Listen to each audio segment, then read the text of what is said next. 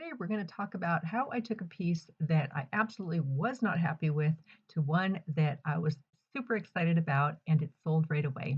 And we'll talk about that dreaded creative block. Okay, let's get started.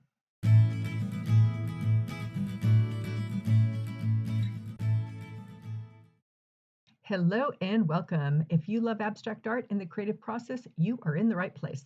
I'll talk through my steps and throw in some stories about being an abstract artist and running an art business. And specifically today, I am going to be talking about the creative block. My name is Betty Franks, and I'm happy you are here. Let's jump right into what I'm showing you here. I've got on my camera a photo of a piece of art that I created several years ago. And actually, I have a video of that. I'll include that down below. But it was three pieces on 30 by 30, if I recall correctly. And I was looking for inspiration because I was struggling with this particular piece. I have a hard time with creating on landscape. I've talked about this, I think, in my previous video. And so I needed some inspiration to get me going again on this particular piece of art, which is 24 by 48 inches. And I am starting like I'm starting a brand new piece, kind of ignoring everything that I've got there. So put down some mark making first, loosening up, reconnecting with this canvas that has seen many lives already. And I'm going to include a few pictures here of what it looked like previously. So I'm coming in with the black like I like to do if I'm starting a brand new painting. You'll see me looking over off to the left where I put my phone with the cropped image on there. Today I wanted to talk about creative block because really what this came down to is me having a creative block. Everything that I was doing wasn't working. I was feeling kind of in a rut, feeling kind of a bit stuck. And so I needed to do something to get out of that. Now, one of my previous videos, I kind of talked about this as well, but I mostly talked about how to get through that stage where you're feeling stuck in a painting, what you can do to move past it. But today I really want to talk a little bit more deeper in the creative block and having a creative block. And here I'm holding my phone because I wanted to get the larger elements of this painting on the canvas right away so I've got some structure that I can work with. And now I'm going to start doing some filling in and adding color. Let's talk about the creative block. There are many reasons or factors for having a creative block. Some of them could be pressure and expectations. For example, you may be preparing for a show. You may be preparing for a solo show like I was doing, or maybe an art fair or a group showing, or maybe you're just going to have your art in the local cafe and you're kind of feeling some pressure about getting those pieces ready. I was certainly feeling it when I was preparing for my solo show and I was trying to come up with a lot of pieces of art, especially larger pieces of art, and I was feeling stuck and I was getting creative block, but I couldn't stop and just ignore it and wait for the muse to come back to me. I had to keep moving forward because the deadline was looming and there was more art to be created. So definitely one of the factors, being pressure and expectations. Another one is perfectionism, feeling like you've got to do everything perfectly every single time. And I'm here to tell you, you just can't do it. And this is another canvas that is proof that I just sometimes cannot pull it together, cannot get that piece to work the way I want it to work. And so when we are looking for perfectionism, we're trying to be flawless in our execution, which is so difficult. Or maybe we're just really dissatisfied with the progress that we're making and we just stop, we get stuck. So perfectionism is definitely one on the list. Another one might be lack of inspiration. Now, for me, I'm inspired by fields of flowers. I feel like it's endless, like the possibilities are just limitless. But there are other styles of art where maybe you're just, you're not connecting with what you used to create. Let's say you created landscapes, and they can even be abstract landscapes, but let's say you're just not connecting to that anymore, or you are drawing the flowers that are in a vase in front of you, and maybe you are just like so done with drawing flowers in a vase. And so that inspiration is lacking. You're not connected to that anymore, and you're looking for something else because you're just struggling. And so you need some kind of new spark to get you going again. Another one can be just overworking or feeling burnt out. So this could come about, like I think it kind of ties into number one, where I talked about pressure and expectations, where you are spending a lot of time, or a very how do I want to say this? In a very short period of time, you are like working extra hard to get things done, and you're just feeling burnt out because you are working so hard, burning the candle at both ends, and you've got that looming deadline, but you just are exhausted. And so, you know, it's a trigger. It's a time where you are recognizing that maybe you're just exhausted, and maybe you just have some mental and creative fatigue happening. And then another one I want to talk about is the fear of failure. And so with failure, when we're just starting out as artists, we have that fear of failure, I think, a lot more a lot more often than once we become a bit more confident in our artwork. I would say that, I'm at the point where I'm pretty confident in my artwork, but I still feel like, ugh, is this piece going to work? Is it just going to bomb again? Like I said, this particular canvas has bombed on me 3 times. This is my fourth attempt. I don't have photos of all of them because I kept just setting them aside and not even taking pictures, but I did happen to find a couple of them. So we still have that fear of failure, and that self-doubt is sneaking in, and we are comparing ourselves to others. If you're like me and you spend time on social media, it's very hard to avoid seeing what other people are doing and feeling like, your work is just not good enough. It's not comparing to theirs. And we just have all these pressures that maybe we're putting upon ourselves, whether it's internal pressures, or maybe, again, I want to go back to number one, expectations. Maybe we've got some external expectations that are happening, and that's adding pressure to our ability to create. So the five that I just listed were pressure and expectations, perfectionism, lack of inspiration, overworking, being overworked and burnout, and then fear of failure. So before I move on to talk about, what can we do about those things, let me jump in to talk about where I'm at here. So I'm happy that this piece is moving along. I think that the inspiration piece that I took really helped me just get over that hurdle of what wasn't working before. And now what wasn't working before on that piece, on this piece, is that the elements within the piece were all too small for this size of a canvas. So that's a good example of where I just wasn't scaling up my marks and my brush strokes to meet the size of this canvas, with those larger circles that are over on the right side, and then the larger green marks that are over on the right side. Those are balancing each other, and they're much larger than what I had before. This piece is already coming together, and the elements is one of the things that is helping with this composition, helping to pull it together.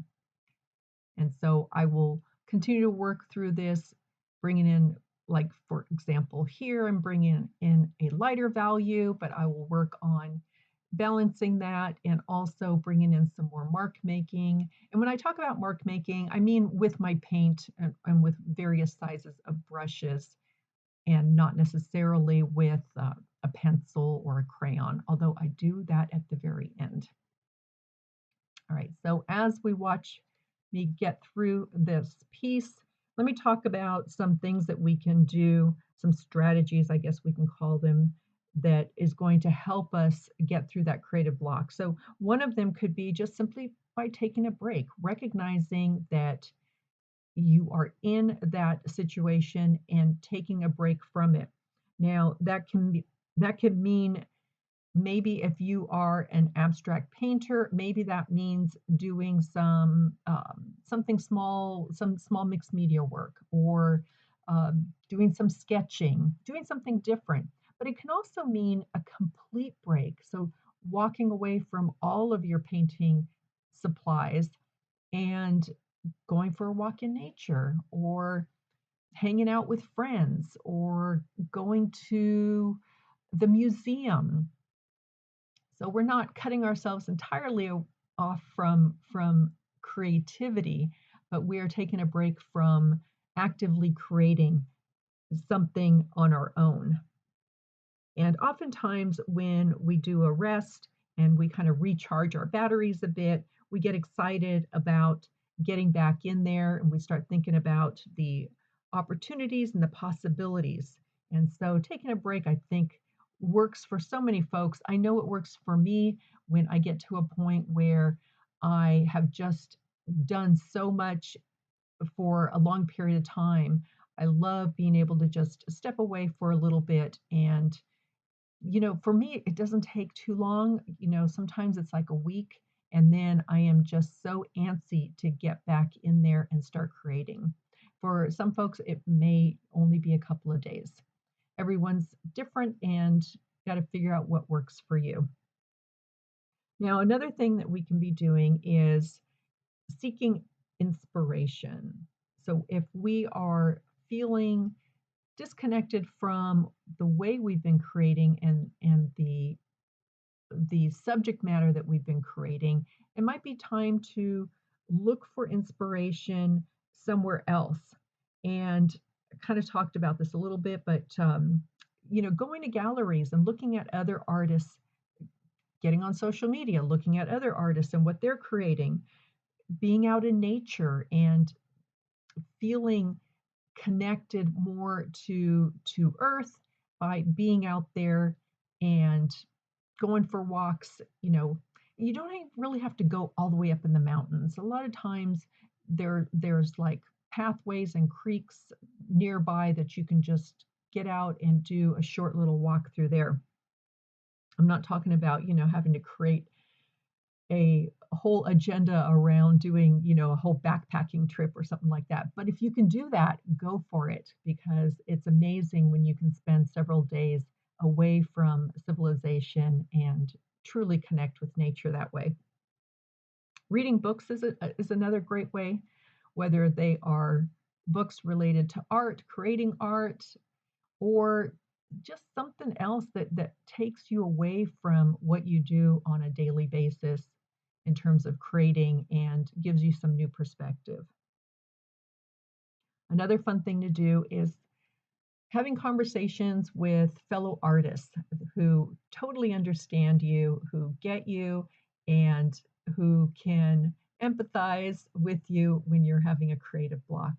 Sometimes those kinds of conversations, when somebody hears us and understands us, it helps us to move out of that creative block and move forward again.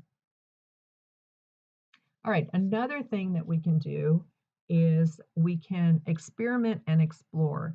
And I often talk about this, I certainly talk about it in my online course, how important it is to experiment and explore and try something new. So if you're feeling like you are in a creative block, try a new technique, try new mediums, try a new subject matter, something that is going to take you out of your normal routine and really be able to open you up to some new creative possibilities. What we want to do is we want to just be out there exploring some uncharted territory that is going to open us up and allow us to tap into being curious and discovering something from a fresh new perspective. And so, for example, for me, on occasion, I love to sit down and my first love was mixed media. And on occasion, I will sit down and I will cut up pieces of paper and cut out images from magazines and get out my stamps and I will create a collage of something, layered up with paints and mark making in addition to the stamping and the collaging. And it just kind of takes me out of what I normally do and gives me some new creative outlet. I love doing that. All right. Before I get on to a few more of these here, let me jump in and talk about where I'm at here. As you can see, moved fairly quickly through here, but of course that's because I already had a lot of layers. I already had or not complementary colors, but I had the warm colors. And if you look at this canvas, and I'm probably hard to see from this distance, I covered up the majority of it, but under those bigger circles, there's a little red area at the very bottom in that light blue area. I ended up keeping that. That is like the only color that remained from the previous layer. And I love that. I love having something that is from, the previous layers. So I'm kind of stepping back and looking at this, trying to make some decisions. This is the point where I do a bit more thinking and figuring out how to balance it, what other colors to include, what other types of marks I can be including in this piece as well. All right, let's talk about a few more things that we can do to get out of our creative blocks. How about setting smaller goals? When we've got the really big goals, for example, for me, that big goal of having a solo show that started in May of 2023, and it is going until July 8th. The time of this recording, it is June 14th.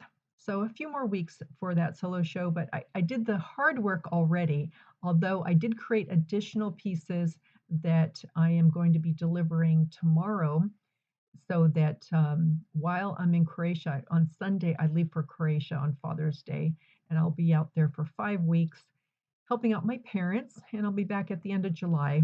And so I've got a few more pieces of art that I'm going to deliver to the gallery so that they have it in case, well, not in case, definitely a few more pieces will sell. I'm going to stay positive about that. I am so grateful that I think we've had 12 pieces already sell from the show. So I'm going to put out positive vibes that many more pieces will sell before the show's over. All right, so setting smaller goals. So like I said, the solo show was a really big goal, but what if we just broke down our projects, whatever it is, into something that's a bit more manageable so that we're not feeling quite as overwhelmed? For example, if you've got I don't know, maybe a group show coming up. So breaking that down and just starting to list, what you need to do for that group show and maybe tackling one thing at a time. Like, in this first week, you're going to figure out how many pieces of art need to go in the show. And then the next week, you're going to start on those pieces. And the third week, you're going to break these down into smaller tasks. In there could be also, having to, okay, I got to jump in. Okay, we came back. This is like a week or so later, and I'm looking at it, I'm like, oh, it's upside down. Okay, didn't realize that when I put it up on the wall that I had it upside down, but I was looking at it thinking there's something strange here. I am doing my final mark making here. So this piece is done and just going to finish it off. So let me get through the rest of my list here before I finish. Okay, So breaking it down, and remember when you're preparing for a show, you want to, make sure you've got time to photograph the artwork as well and be ready to talk about it on social media if that's the way that you do that, or your email list. All right, next one is about embracing imperfection. So we talked about perfectionism and how this can really be a roadblock to your creativity. So embracing the imperfect. And I know for me, this is something that I have to constantly work on. And it's also an area I work on to try to stay looser in my artwork, in my creativity.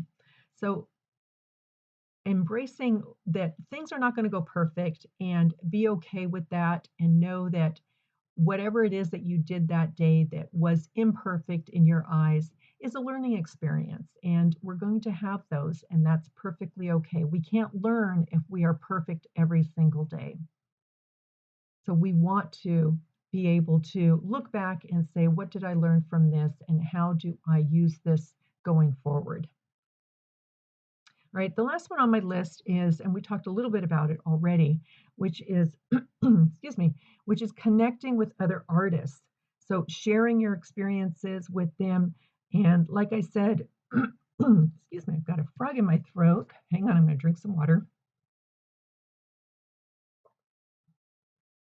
Okay, a little bit better. So other artists understand you. They understand you because they are artists. They understand your frustrations, your highs and lows, going through creative blocks, all of those things that they have gone through, they can share with you and you can share with them. And so joining art communities is a great way to connect with other artists. Attending workshops. I have made friends attending workshops that I'm still friends with many, many years later. And another way to do this is to also, maybe if there are any collaborative projects going on, that you can get involved with other artists, that is all part of the creative process. And when you do this, I feel like you are opening yourself up to opportunities, to possibilities, and it's going to help you move out of that creative block and get you moving forward again. So lots of different ways to do that. So I talked about taking a break, seeking inspiration, experimenting and exploring, setting smaller goals, embracing imperfection, and then connecting with other artists. Okay, and so we are done with this piece. I slowed down the video so that you can see these close-ups. And if you are enjoying this video, I always like to say this, please give me a thumbs up. It really means a lot to me. And also, if you can subscribe to my channel, that would be so fantastic. Hit the bell so that you're notified when I release a new video. And when you do this, you're helping me, but you're helping so many other artists who are looking for video content like mine. And so thank you for doing these things. It's free to do, it doesn't cost you anything. But if you want to help me in a monetary way, there is a super thanks that you can click on, and any amount is fantastic. It helps me so that I can continue to provide you with these videos. There's that little bit of red that I left, pointed that out.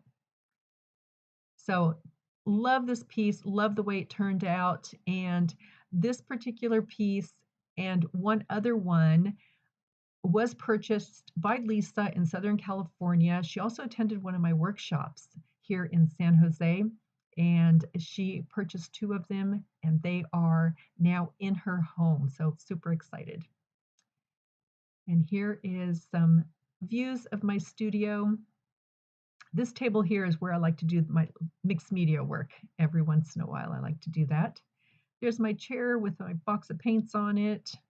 My other table when I'm working on smaller pieces that I'm recording. And coming around over here, those are some 24 by 24s down there, all lined up. The second from the right has also sold, and I just shipped that out yesterday. And there's the back side of my little big wall painting area. And we swing back around. All right. Oh, and those are the two pieces that Lisa purchased up on the wall. Wanted to show those together. All right. So there's the complete piece, 24 by 48 inches. And I've got some close-ups for you. And just like I used a closer up or cropped image of a piece that I've created before, isn't this cool? This piece really cool? This could practically be a painting itself, like maybe a square one or a slightly longer, maybe a 20 by 24 inch. This one would maybe even work. It would need a little bit of readjusting, but so loved using that image. Okay, so huge thanks to Deb, Rita, Hella, Rabini, Pixel Joe 5, and Marianne. And Deb, thank you because you continue to contribute to me, and I really appreciate you. I appreciate all the folks who have contributed to me monetarily. There I am, feeling super happy about that piece. Okay, folks, thank you so much for being here. I appreciate you, and you can watch some more here, subscribe here, and wishing you a super fabulous and creative day.